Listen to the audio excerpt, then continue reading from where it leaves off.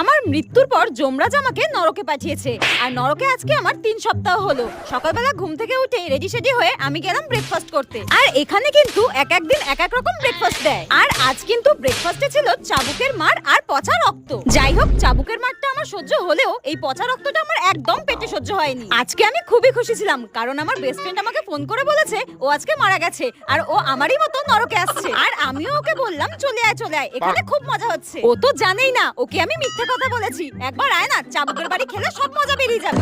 আর যেতে যেতে হঠাৎ আমার রিমঝিমের সঙ্গে দেখা। ওর আজকে শাস্তি শেষ হয়ে যাচ্ছে, আর ও আমাকে বলল টাটা, আমি নরক থেকে বিদায় নিচ্ছি। পরের জন্মে আমাকে যমরাজ বলেছে কুকুর বানাবে। আর আমি বললাম কেন, তোকে কুকুর বানাবে কেন, মানুষ বানাবে না?